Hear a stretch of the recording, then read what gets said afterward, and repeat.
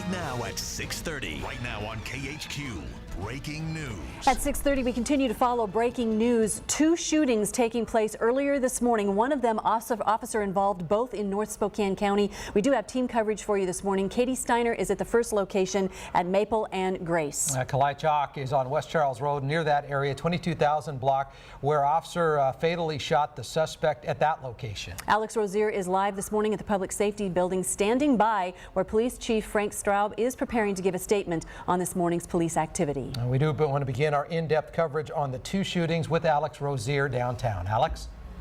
Hey, Sean and Shelley, what a morning it has already been for the Spokane Police Department. That's right, we are just a couple minutes away from the Police Chief Frank Straub briefing the media on exactly what took place this morning in a few different locations. What started, as you mentioned, as what was first reported as a hit and run eventually led to a shooting at Maple and Grace. Katie Steiner's at that location, and then it turned into an officer-involved shooting on 22,000 block of West Charles in 9 Miles Falls. I want to give you a look right now what we're looking at. It's a locked public safety building, but we did just see Spokane Police Public Information Officer Lydia Pritchard inside the police building there, and we do expect some type of statement in the next couple of minutes. What I do know at this point is that it is not gang related, or I cannot confirm whether it is gang related, but we will have an outside agency coming in to help investigate that, as that is what happens with officer-involved shootings here. We're going to send it back into the studio as we await word from Police Chief Frank Straub.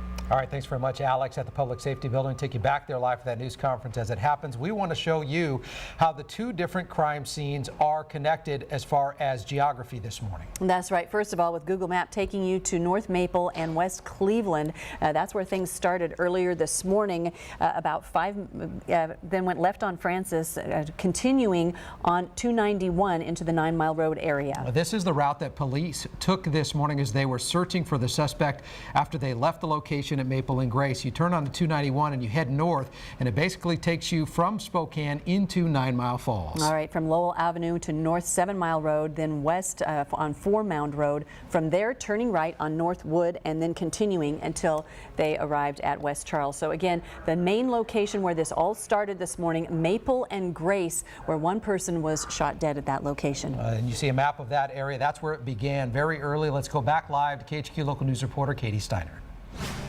Good morning, Sean and Shelley. We are here at Maple and Grace. Just to let you know where that is, it's a little bit further north on Maple of Indiana. But take a look at the scene right now. We've been here all morning. Forensics is on scene. They are collecting evidence. You can see there's a pile of clothes there.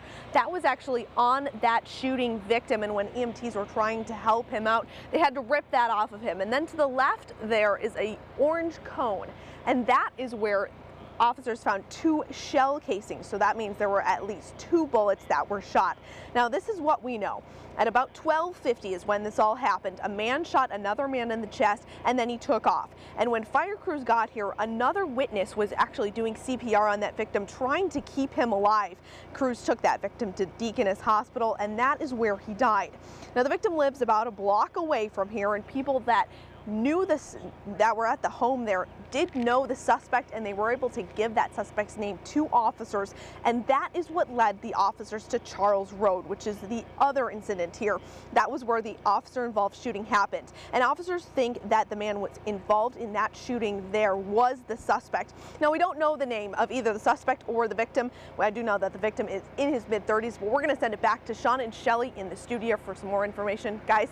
All right, Katie, thank you. And again, from Maple and Grace, that suspect then went to the 9 Mile Falls area, specifically the 22,000 block of Charles Road. And to give you a timetable, that first shooting at Maple and Grace happening at 12:50, the second officer-involved shooting taking place around 1:30. And if you're familiar with West Charles Road in 9 Mile Falls, it is very dark, not a lot of light out there. So officers out there in those conditions and then fatally shoot the suspect there. Let's go live to Kalai.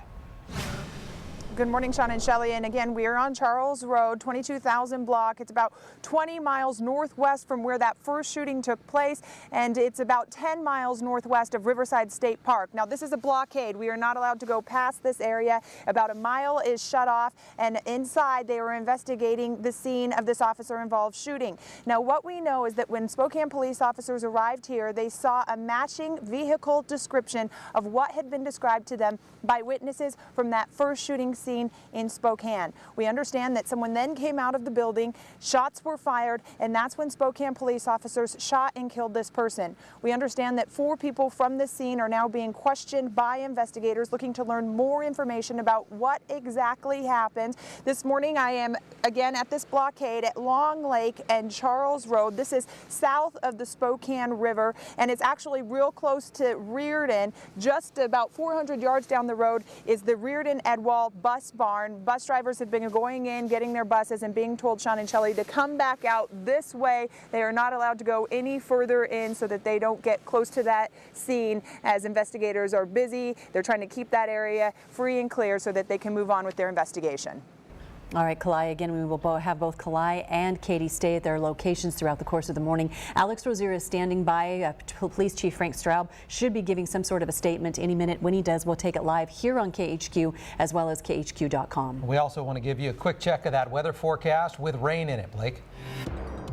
Right now, your weather on the 6s. Yeah, Sean, Shelley, good morning. That's exactly right. We do have some rain in the forecast for us. Of course, around the metro area, that has already started to dry up. The first wave is kind of moving on through. So as you take a look at the rest of the day today, how it shapes up for us, it looks like this. From this point on until about late morning, early afternoon, we look to get a break from the showers. Then more light, spotty showers reintroduced about noon today at 61 degrees. But by the end of the day, 3, 4 o'clock, that chance for rain really dropping off. Looking to stay dry, seeing some clearing, 65 degrees the high temperature, and pretty mild out there right now. We're hitting our low at this point, 48 degrees in Spokane and Coeur d'Alene, also in Sandpoint, 54 degrees right now in Omak. But you see most of that moisture now up into the northeastern parts of Washington, northern panhandle of Idaho. As I mentioned, another wave moving through early this afternoon. More details on that a little bit later. Shelley. All right, Blake, thank you. New this morning, a fatal crash in Spokane Valley. It happened at the intersection of Sprague and Fancher around midnight.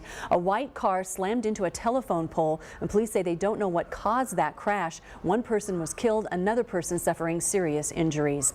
Also, criminals overnight in eastern Washington, and right now Grant County Sheriff's Office is saying the Washington State Patrol as well. They're trying to find an assault rifle that went missing from the Grant County Sheriff's Office. Here's a picture of that rifle that police are looking for. It's a Colt Firearms M4, similar to a U.S. military grade M16. The M4 is commonly used by law enforcement agencies across the country. Grant County Sheriff Tom Jones making a statement about the situation, saying, "I am sorry to alarm the public that such a weapon has been lost from our control." He went on to say that anyone responsible for this will be held accountable. 6:38, a crime tracker alert for you this morning. Right now, police searching for 3 suspects who they say robbed a glass shop in Spokane Valley. It happened around 10 p.m. at the Peace of Mind glass shop. Police don't have much information yet on the suspects, but they do say the suspects were wearing bandanas and hooded sweatshirts. They got away with cash and merchandise from that business. Police tried to set up a perimeter to find them, but they were unsuccessful. If you have any information, you're asked to call Crime Check at 456-2233. Well, the Postal Service warning Spokane residents about 2 suspicious letters found here in the Spokane area that did contain ricin. Here is what we are learning. They say one of the letters was addressed to the Spokane Post Office, another addressed to a federal judge in Spokane. Both postmarked on Tuesday, March 14th. Here's what they said in a news release. The union said they have no reason to believe any employees are at risk because the substance was not in a form that could have been inhaled or otherwise ingested. All right, again, we are following breaking news. Police Chief Frank Straub expected to make a statement at any moment. When he does, we'll be carrying that for you live. And we did just get an indication there about 4 minutes away from this news conference. We will take you there when we come back as we continue to follow breaking news.